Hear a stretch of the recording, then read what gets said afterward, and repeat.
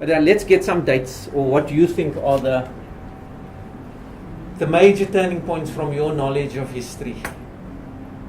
Okay, we know 1994. Okay, so we can get. Okay, if we're going to go up to 1994. Okay, so we can say why is 1994 important? But now, okay.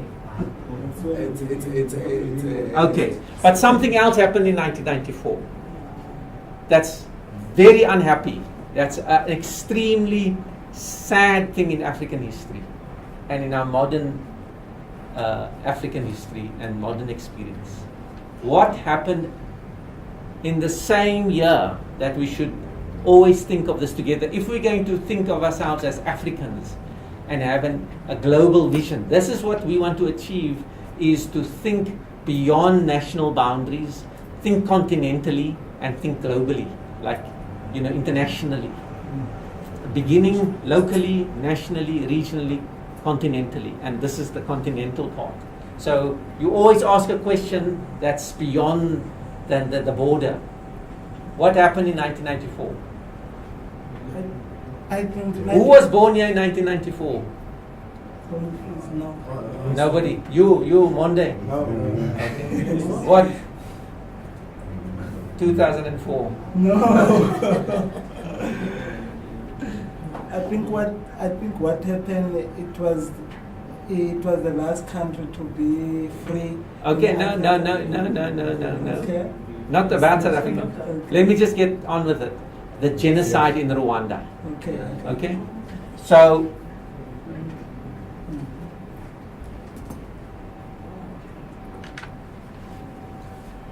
okay? So do you know what happened in Rwanda? The Hutus, the conflict there between, historic conflict, which we won't go into, between Hutus and Tutsis, and the whipping up of racism and xenophobia and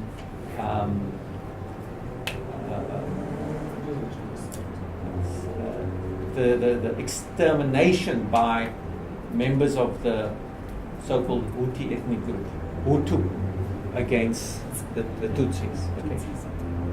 Which has historical explanations that we won't go into. Any a genocide, more than a massacre. So Tutsis are those who are rich and no, they yeah, it wasn't as simple as that. Yes.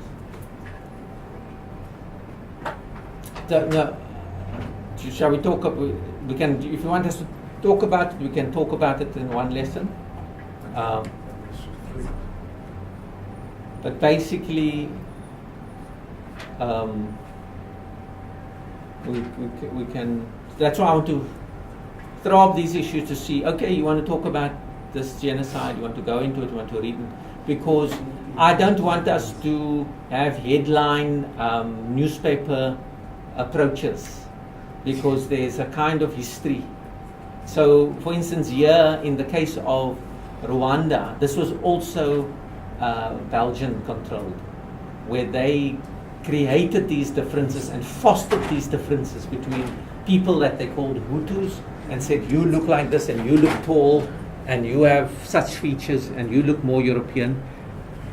And it came to create these two different types and foster the hatred.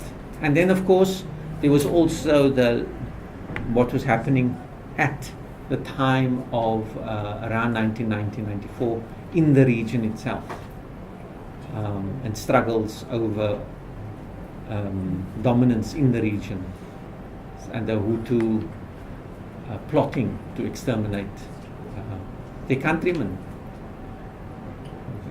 Okay. What else? Any other dates in Southern African history? Let's talk about it. 1830, Algerian colony. Okay.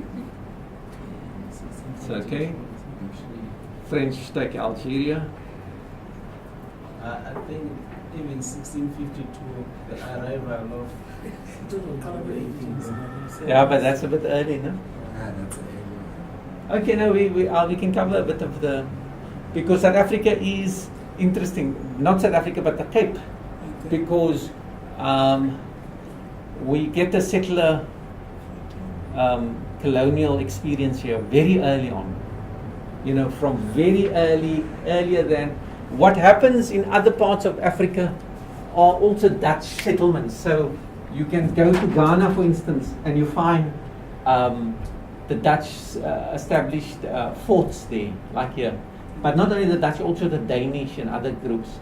And they also intermarried with locals and created sort of a métis, a mixed, what we would call so-called colored population in Ghana. So you have people in Ghanaians with like Dutch surname, you know, like you have in Cape Town, brown people called, or even black people called Swart Boy. No, but with Dutch names, you know. Yeah. But this is a very interesting experience here, because 1652, what I think many South Africans elsewhere in the country don't understand is that in fact the indigenous people here were wiped out very largely. The Khoi San. You see, this was in fact in the interior of the country, those kingdoms were still independent. The Tswana and the Zulu and so on. It was that only falls to colonialism much later. But in this area from 1652, 1752, there's massive extermination. Some historians even talk of genocide, of a complete wiping out of a people, of peoples here. So it's a very tragic story, which we know, of course. And that settlement is established there, but you find few of it in the rest of the continent, such settlements.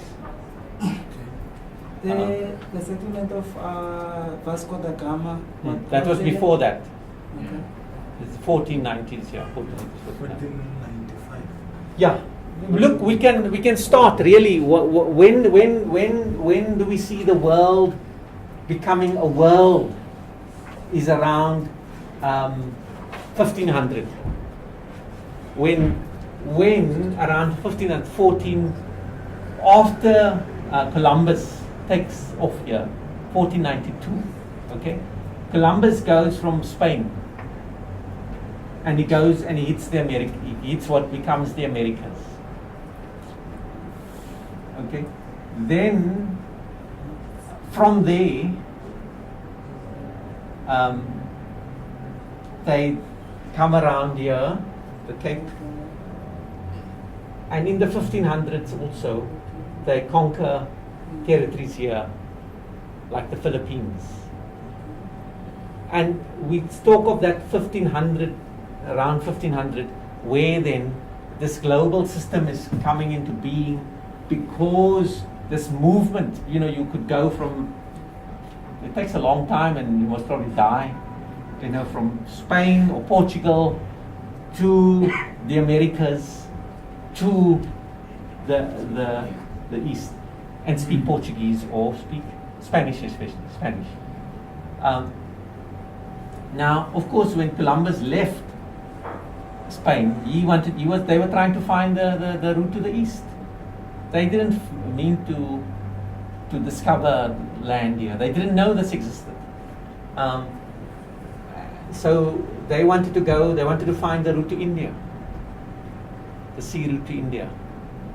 And then they fell upon this. And then, of course, these people suffered tremendously in terms of the extermination of the Indian people. And probably why they called them Indians is because they expected to find Indians, or because they were on their way there. So American Indians. Okay. You see what I'm. So, but of course they don't call themselves. They call themselves the Mohawk and the Apache and all these other names that they have for themselves. But these peoples were exterminated virtually, and by the late 19th century, they were to live on reserves, Indian reserves. But it's a story that is comparable with what happened in the Cape with the Khoisan people. Okay, so you can 1500, if you're going to do the history of the world, which is where we must always try to get to, to think in the big terms, it would be a way in which you can see this, the products then begin to circulate. So before that, what we know now from that period onwards, from these voyages, and the settlement of these territories, the settlement of the Americas, the need for labor. Okay, so you exterminate and you push back the native people, but you need labor. So what you do is you get other people, and then you do this. You get involved in the slave trade. Yeah, this is called the Middle Passage. So you bring in black slaves in to the Americas. Virtually every state, I think every state, has black population. Yeah, in the Americas. Okay, so the slave trade begins very soon after Columbus settles there. So the historians differ over the number of people taken. Okay, the one number I haven't refreshed myself on the literature, but 23 million they've come to about. Although fewer arrive there because so many die on the way. But that's the origins of the black population here. And it's, so from, say, if you look at from 1500 till the end of the slave trade has two dates, 1808 for the trade, and then the absolute abolition, 1830s. So you have to ask questions about what's happening in African societies. Okay, with so many people leaving, and why are Africans selling Africans? Quote unquote. So the places which lost lots of people would be Angola, all along the coast here, from Senegal.